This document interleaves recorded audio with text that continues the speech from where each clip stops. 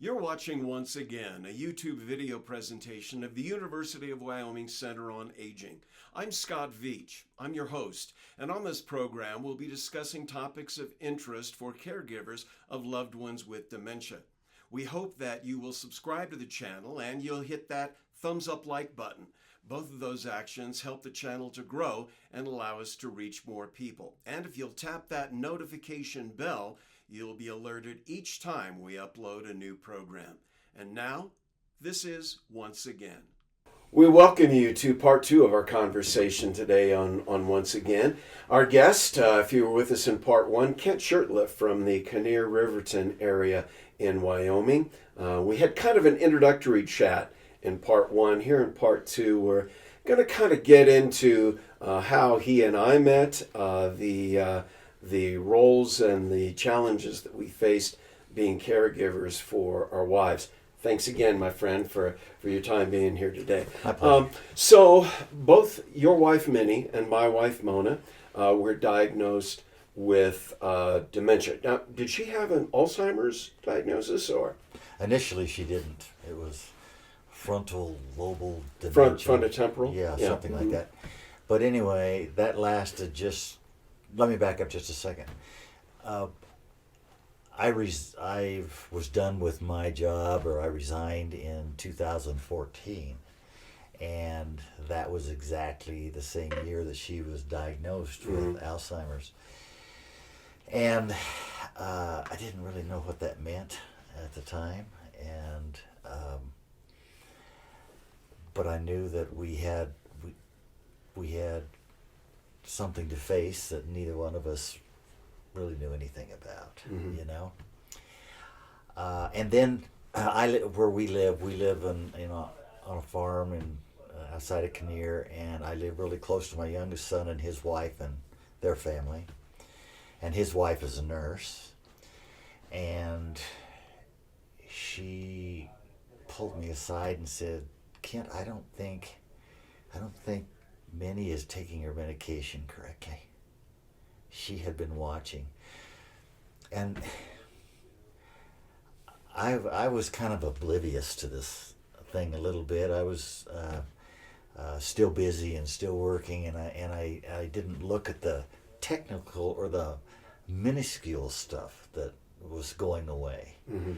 But one of those was her medication, and so because she told me that, I started watching, and she wasn't taking her medication correctly. And so then we had to cross that bridge, and you know how those kind of bridges work. Yeah. But she finally accepted the fact that she was having a little bit of an issue. One thing amazing about Minnie was, even though she was diagnosed in 1974 and she passed in Diagnosed in 14. Diagnosed in 14, and she passed in 24, 10 years. She never really accepted the fact that she had Alzheimer's. Wow. Never did. 2 days before she passed, she said, "You know, Kent, I think," and this when she was in a hospice facility, she said, "I think I'm about ready to go back home." Wow. I said, "Well, great. Let's see what happens." you Yeah. know?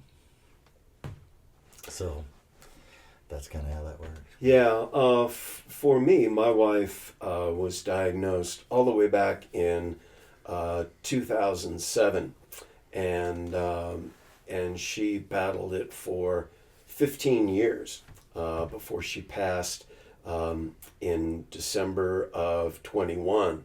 So as we tape this, it's coming up on about 3 years since she passed. And you talked about the medication. I think one of the things that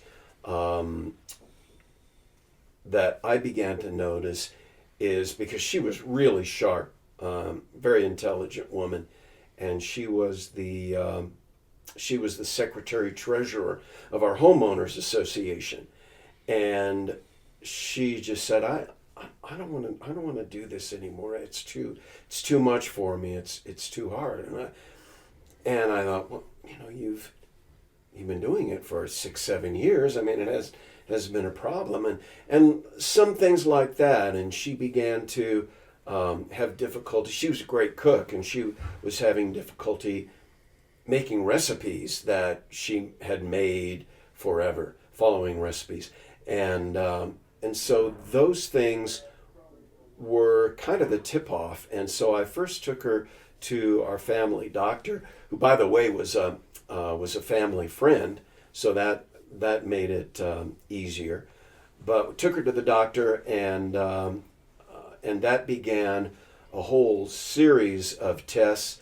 And for us, it was not, a dementia diagnosis doesn't come from blood work or an X-ray or something like that. For us, it was several months, about 6 months, 8 months of testing and different doctors and all the studies that she had. So it was quite a journey to get to that point.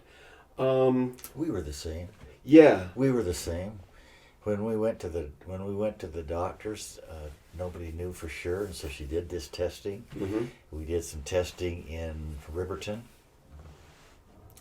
and there was some little issues that they were concerned with. So then we went to Casper. We came to Casper, and they did some testing here, and over that time period, and it was probably about the same amount of time, they finally came to the same conclusion, Mm-hmm. that she was struggling with a dementia issue. Yeah. What was that like for you and your family? Was it a surprise? I would say it was kind of a surprise. Yeah. I was noticing little things about memory issues and those kind of things, but I never, they didn't sink into me as hard as they probably should have. Mm-hmm. Then I noticed one time my wife got hurt. She was working cattle and she got hurt, and she broke her leg, she broke her leg, bottom part of her leg. And when she got out of the hospital and came home, I noticed a difference in her eyes, the way she was thinking, that kind of thing. Mm-hmm. And that's when I really went back to Casper and said, I think we need to do a little more work here, maybe.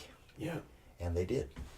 Yeah, for Mona, it was a case of where, like I said, it was probably a 6-month journey of seeing different doctors and different neurologists, and she had an MRI and CAT scan, and she had 2 sleep studies and a stress test and blood work and all of that. And because she was so young, the doctors were hesitant to assign such a dramatic diagnosis to her of dementia, Alzheimer's, at that age. But like I said, our doctor was a family friend, and he said, that you maybe should be prepared for this. He said, it's kind of my gut feeling. And How old was your wife when she was? She was diagnosed at 54. Mm. Yeah. And so when I asked you if, what it was like getting the diagnosis, I think that for me, it kind of confirmed some things that I was thinking, but because she was still so young, in the back of my mind, there was always hope that, well, maybe they missed it. Mm-hmm. Maybe they missed something that, and maybe it should be this. I can relate to that. Yeah. Because I was the same way. Minnie was older. Minnie was diagnosed when she was 65. Mm-hmm. But once she was diagnosed and I had retired from my job, we got to travel a little bit, and she could do that well. Yeah. She could do that. We could travel. We could go visit her family in Colorado. We could go visit my family that was in Kansas. We did a lot of that stuff, and not for long, but we had time in there to do that. Then as the disease crept into our life, it was different. But Yeah. And for me, it was a case of then things began happening. She began having trouble with words. I remember one time also that we had been out for the evening. We came home and walked through the garage into the kitchen, and she put her purse in the freezer. I started finding her keys in different places. I found her keys in the microwave, at one time. So it was like that. It was this progression that, wow, maybe this is something more serious. Did you ever get to the point where you had to talk about where it was time for her to stop working or stop driving? Did you encounter those? Oh, absolutely. Yeah. What was that like? The driving issue was probably the worst. Yeah. The working was not, because she wasn't working at that time. She had quit her working then. But driving was. We were up gathering cattle in the fall, like we do, over by Oregon Butte. That's where we summer over there. And my son was with me, and Minnie she drove one of the vehicles, and I was pulling the trailer with some horses. And anyway, we were headed back home down South Pass, and all of a sudden she just passes me and stops in front of me. And it wasn't real close, because she pulled off the side of the road, and I pulled off the side of the road, even though I had some weight behind me. But I couldn't believe she did that. Mm-hmm. And neither could her son. And so we talked to her about that, why she did that. She did that because she just knew that we hadn't turned a propane bottle off. Wow. On one of the trailers. Mm-hmm. And that wasn't true. We had done all that work. But she didn't think that. So that kind of woke us up to the driving. And she never accepted not driving. She always thought she could. But she didn't fight me too hard when we decided that she just couldn't drive anymore. Yeah, for Mona, it was kind of an easier journey for us, in that sometimes as a caregiver you just luck into something that works that you weren't expecting. And for me, because she was a kindergarten teacher, I told her, well, yes, you can still operate the car, you still know how, but your reaction time is not there to where it should be, or to be able to drive. And I said, and this one time I just said, and you wouldn't want to make a mistake and hurt any children. She was a kindergarten teacher. Sure. And she said, oh, that's right. And so for me, that was it. Every time driving came up, she brought up driving, I could go back to that story, and then she was okay with it. So sometimes you just kind of luck into something that works that you weren't expecting. Yeah, that was very good, actually. Yeah. We're talking with Kent Shurtleff of Kinnear, Riverton, Wyoming. He and I, caregivers for our wives, both of whom are living with dementia, both who have since passed. And this is actually part 2 of our discussion.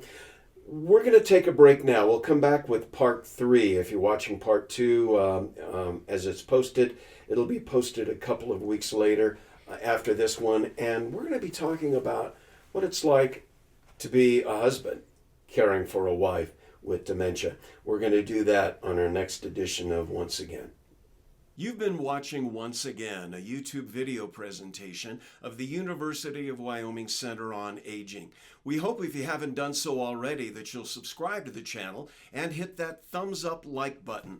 Both of those actions help the channel to grow and allow us to reach more people. And if you'll tap that notification bell, you'll be alerted each time we upload a new video. Thanks so much for being with us. I'm Scott Veach. We'll see you again next time.